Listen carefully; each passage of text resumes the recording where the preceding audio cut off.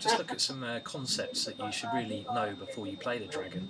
And we're going to do this by jumping into the position at a certain point and just going to the critical moment and showing you what you should play if you ever face this in your games, and the concepts in general that you should try to reinforce in your head when you're playing this opening.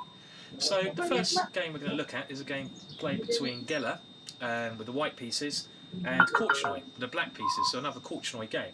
And this was played in the candidates again, so the World Championships run-up in 1971. So even though it was played in 1971, it really demonstrates an important idea that black has. So in this position, black has just played knight to e5, and this is basically the Salters variation, which we've seen before. Now, the main line here will be something like h4 when I'm recommending h5 in the theory section. But here, Geller played the slightly dubious bishop to h6 move. Now, this is a mistake because of black's reply, and black's reply should be something that should become second nature to you.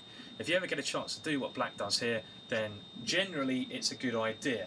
So after bishop to h6, we now come up with a typical dragon exchange sacrifice here. We go bishop takes h6, diverting white's queen away from the queen side, queen takes h6, and now we play the important rook takes c3. And even though this basically loses the exchange for black, sacrifices the exchange, a much better word, it destroys white's queen side. That's the first thing, that is defensive knight, the knight on f6. It's worth remembering that black's knight on f6 is one of his best defensive pieces because it defends the h7 pawn. So if you can think in the future, when white is able to open up the h-file, black's knight on f6 defends h7. So this knight, very important piece of that defensive job. So how did the game continue? Well, it continued, pawn takes rook. The number of ways that black can continue his initiative here. A normal response would be queen to c7 here, attacking c3. But Korchnoi now played a5, which is an interesting idea. He's using his pawns as well, and his idea is just to trap the white bishop with pawn to a4. So white decided to stop this, he went pawn to a4 himself, and now let's just see some more typical ideas and see how it develops. Queen to c7, attacking the pawn on c3.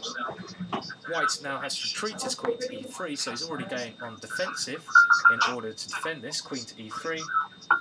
Black now moved his queen slightly nearer to the white king, queen to c5, also pinning the knight on d4, which is useful. King to d2, white decided he should try to run away, his king's much too basically unstable on the queen side. I mean,